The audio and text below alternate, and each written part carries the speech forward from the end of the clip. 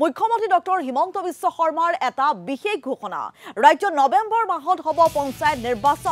নিৰ্বাচনৰ পূৰ্বে হ'ব উন্নয়ন খণ্ড আৰু পঞ্চায়তৰ সীমা পুনৰ নিৰ্ধাৰণ আগষ্ট মাহৰ ভিতৰত সম্পন্ন হ'ব সীমা পুনৰ নিৰ্ধাৰণ প্ৰক্ৰিয়া আৰু ছেপ্টেম্বৰত প্ৰকাশ পাব নতুন ভোটাৰ তালিকা অক্টোবৰৰ শেষ সপ্তাহত হ'ব নিৰ্বাচনী অধিসূচনা ৰাজ্য কেবিনেটত গ্ৰহণ কৰা হৈছে এই বিশেষ সিদ্ধান্ত সংবাদমেলযোগে সদৰি কৰিলে মুখ্যমন্ত্ৰী ডক্টৰ হিমন্ত বিশ্ব শৰ্মাই আমি পুনৰবাৰ আপোনালোকক জনাইছো মুখ্যমন্ত্ৰী ডক্টৰ হিমন্ত বিশ্ব শৰ্মাই এটা বিশেষ ঘোষণা কৰিছে বিশেষকৈ পঞ্চায়ত নিৰ্বাচন সন্দৰ্ভত এই ঘোষণা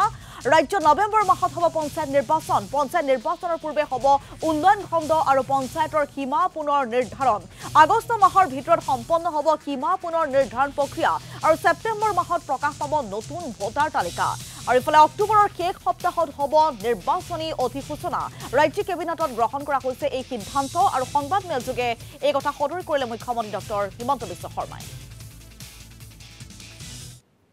আমি ৰাজ্যত পঞ্চায়ত নিৰ্বাচন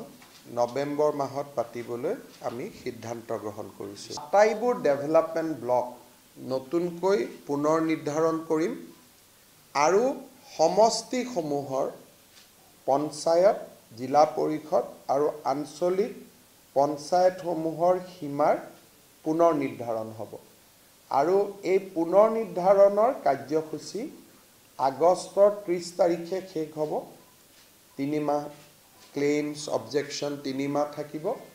আৰু আগষ্টৰ শেষত শেষ হোৱাৰ লগে লগে ছেপ্টেম্বৰ মাহত ভোটাৰ তালিকা আৰু অক্টোবৰৰ শেষ সপ্তাহত ইলেকশ্যন নটিফিকেশ্যন আৰু নৱেম্বৰৰ শেষ সপ্তাহ কৰবাত যদি ইলেকশ্যন কমিশ্যনে এটা দুটা দিন ডিচেম্বৰলৈকে যাব আমি এই সময়ছোৱাৰ ভিতৰতে